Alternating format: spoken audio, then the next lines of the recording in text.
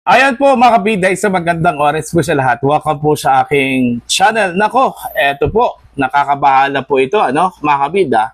Ibinunyag po ng isang ekonomista po, mga kabida, na posibleng i-boycott, ng mga world leaders ito hong gaganaping ASEAN Summit po, na dito ho mangyayari po sa Pilipinas ngayong taon, po, mga kabida. Dahil daw sa talamak na korupsyon at walang katiyakan daw ang mga negosyante po makabida, lalong-lalo na po kung ito po ay kukontra po sa gobyernong ito, mga kabida. Ito, pakinggan muna natin. Ito hong balita po makabida ng SMNI kung saan po isang ekonomista po ang nababahala dito sa magaganap na ASEAN Summit, mga kabida. Narito po. Magiging host ang Pilipinas at chairman ng ASEAN Summit and all related summits ngayong taon. Dahil dyan, inaasahan ang pagpunta sa Pilipinas ng heads of state ng 11 ASEAN member countries. Inaasahan din ang pagdalo ng world superpowers sa hindi miyembro ng ASEAN, gaya ng United States, China, Russia at iba pang bansa. Ngunit ayon sa CPA economist na si Cora Guidote, dahil sa kasalukuyang investor climate ay nanganganib na i-boycott ng world leaders ang summit. Actually, medyo kinakabahan ako dyan sa pag-host natin sa ASEAN kasi usually pag walang tiwala yung mga bansang yan, baka hindi sila magpadala ng heads of state. Baka ang ipadala nila yung mga lower level officials lang. Diin pa ni Guidote, tiyak na nakikita ng potential investors ang panggigipit sa mga lokal na negosyo na tinuturing na kalaban sa politika ng administrasyon. Tingnan mo yung nangyari ngayon kay Congressman Leandro Leviste. He is a major businessman. No? He has invested in solar power plants. Tapos ngayon tinatanggalan siya ng lisensya. Just because may mga binunyag siya na katotohanan tungkol dun sa DPWH. Pinagbubulta ngayon ng Department of Energy ng 24 billion pesos ang Solar Philippines Power Project Holdings Incorporated, ang renewable energy firm na itinatag ni Batangas 1st District Representative Leandro Leviste. Ayon sa DOE, bigo umano ang kumpanya na tuparin ang mga ipinangakong produksyon ng kuryente sa ilalim ng iba't ibang service contract. Sa kanyang official Facebook page, iginit naman ni Leviste na panggigipit ang ginagawa sa kanya.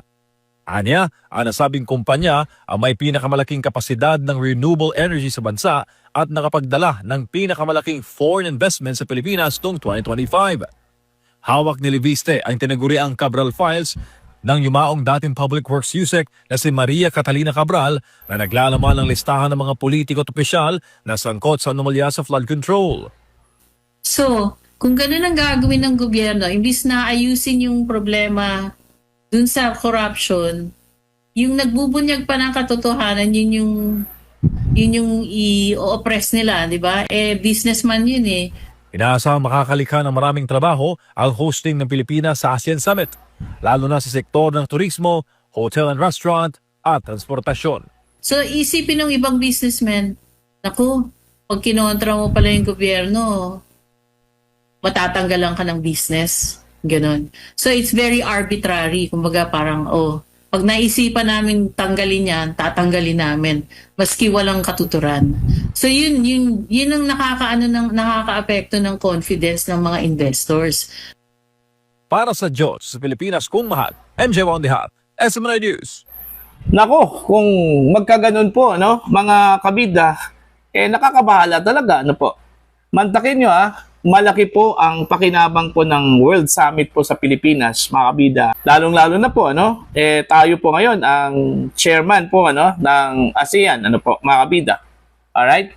So ito, nakakabahala talaga dahil mantakin nyo, yung impression po ng mundo po, mga kabida, sa Pilipinas, talamak talaga yung korupsyon.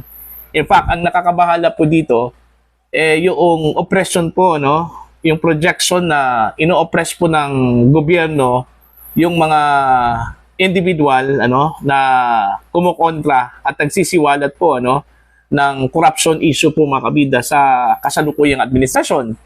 At in fact, binanggit po, mga kabida, ni Ms. Cora Guidote po, isang ekonomista, na ito hong nangyari po kay Congressman Leandro Leviste, isang negosyante, isang konkretong example po ito, mga kabida, na hindi po tiyak yung kaligtasan po ng mga negosyante po sa Pilipinas.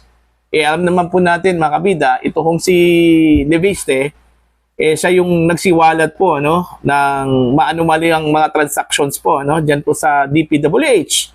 Lalong-lalo na po yung hawak po niyang Cabral files po mga kabida, kung saan po ang dami hong mga questionable items at transactions daw na nakapaloob po doon mga kabida sa Cabral files. At dahil sa kanya hong ibinunyag mga kabida, ito po yung napala ni Leviste. Ginipit po daw ng gobyernong ito po. So ang magiging impression daw diyan mga kabida ng mga investors outside, nakakabahala po ang sitwasyon sa Pilipinas. Okay? Yung sa part po ng mga world leaders, aside po sa ASEAN members po mga kabida, posibleng dadalo po sa ganong uring summit po ito hong mga world leaders katulad na lang po ng US, Russia, China, yung mga malalaking bansa po mga kabida. Pero posible daw ayon po kay Miss Cora Guidote, kung meron man pong representation ito hong mga malalaking bansa po outside ASEAN mga kabida, posibleng ang ipapadala lang ito hong mga low-level ranking officials po mga kabida, hindi talaga yung mga head of states okay, katulad na lang po ni Donald Trump, Xi Jinping, ito hong si Vladimir Putin mga kabida, at iba pang mga kilalang world leaders. Dahil medyo yung respeto at reputasyon po ng Pilipinas tila in question ngayon mga kabida. Okay, dahil ho sa talamak na korupsyon na nangyayari po sa ating bansa mga kabida po. So kung ito po ay mangyayari, napakalaking kawalan po ito. Okay, aside ho sa opportunity po mga kabida na makalikha po ng trabaho, yung face po natin, yung face value po ng Pilipinas, baka naman po babagsak po dyan, mga kabida, dahil yun nga yung impression po ng world leaders, ng world community po sa Pilipinas, mababa na po, dahil ho sa hindi ho na-address na mga issues ng corruption. Hanggang ngayon, wala pa pong na-convict, okay? Walang napatunayan, mga kabida, na sangkot yung mga isinangkot na mga individual sa issue po ng corruption, lalong-lalo na po sa flood control projects, mga kabida. Although meron na pong nakulong, pero hindi pa po masabi po natin na sila po ay guilty kasi ongoing yung trial po mga kabida, yung kaso. Alright? Proseso po yung makulong po sila dahil yung kanilang kasong kinakaharap po mga kabida no bail. So nararapat lang po na ikulong po itong mga taong ito, pero as to their guilt, their conviction, wala pa po. Malabo pa. Okay? Hindi pa po check kung talagang makukonvict yung mga taong na yan, mga kabida. Okay? So, ito, isang malaking hamon po ito sa Marcos administration kung paano po mag-iba yung impression po, yung hindi ho magandang impression po ng world community po, mga kabida, dito po sa atin. Alright? Kasi sa totoo lang po, napakalaking epekto po nitong issue po ng corruption.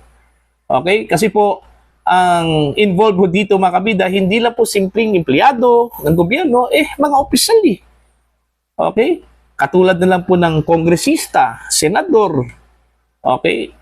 Minsan po, kung pagbabatayan po natin yung aligasyon po ni Zaldico, nabanggit po yung pangalan po ni Pangulong Marcos, First Lady Lisa Marcos, yung anak mismo ng Pangulo. Mga kabida, po. Tapos mayroon pa pong isiniwalat ito kung si Ombudsman Boying, na pati pala yung judiciary, may corruption na rin. Talamak din yung corruption po, mga kabida. So, kung titingnan po natin, halos lahat po ng branches po ng gobyerno sa Pilipinas, may corruption na rin, mga kabida, Okay? So, yun yung nakakabahala po, At yun yung medyo hindi ho nag-sink in, okay, sa mga world leaders sa world community po, ano, mga kabida. Kasi ang akala po nila, mga kabida, no, na talagang grabe na po, ano, kumbaga nasa ICU na po yung issue po ng corruption po sa Pilipinas. Ganun na po ka tindi, mga kabida, ano po. Diba? So, ewan ko po, ano, kung paano po isolve ng Marcos admin po ito, ano, plus ito pang problema ho sa kalusugan po ng Pangulo, ano po, mga kabida. Okay? Mas lalo hong dumagdag dito ho sa problema po ng Pilipinas. Okay? Mga kabida, ano po. Alright? So, yun po, ano? Although projection lang po yun ng isang ekonomista po, mga kabida, pero posibleng mangyari po yun, ano? Mga kabida. Okay? Kasi po, gaya ng sinabi ko po, wala pa pong konkretong sagot para ma-address po itong issue po ng corruption, mga kabida, sa ngayon. Okay? Although meron pong kinasuhan, meron pong nakulong, pero malayo pa po yung labanan po, ano, mga kabida. Dito ho sa mga kasong isinampa, mga kabida, laban po sa mga sangkot sa corruption po, ano, sa flood control. Ang hindi lang po maganda po, ano, sa impression po, mga kabida, yung mga malalaking mga pangalan, yung mga big fish, hindi po napabilang, mga kabida, dun ho sa mga sinampahan po ng kaso, ano. Kumbaga, na-spare po sila, mga kabida, sa criminal liability po, no? Kasi keso walang ebidensya, hindi ho direktang matumbok, mga kabida, no? Yung accountability po, parang ganun eh. Which is, ang tingin ho ng karamihan ng publiko, kabilang po doon ho sa possible players doon ho sa corruption, ano, mga kabida, sa ating bansa, sa gobyerno. Okay? Kumbaga, meron pong impression na parang pinagtatakpan. Okay? Kahit na po sa mga investigasyon po, may impression na may pagtatakip na nangyayari, mga kabida, doon po sa mga tinaguriang big fish. Alright? So, yun yung nakakalungkot po, mga kabida, no? So, sana ito po ay ma-address, okay? Habang may kunting tiwala pa po ang international community po, ano, dito sa Pilipinas, mga kabida, ano po. Baka naman dumating yung panahon po, ano, mga kabida, na wala na pong maniniwala sa atin, ano, kahit isang bansa, mga kabida, ano, sa Pilipinas. Alright?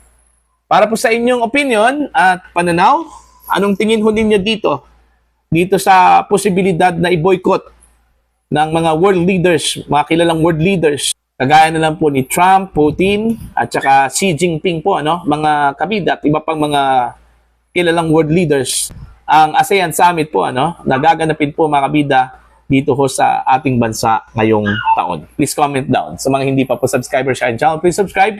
Just click the subscribe button, click the notification bell, click all para updated po kayong mga kabida sa aking mga uploads. Maraming salamat po sa inyo lahat.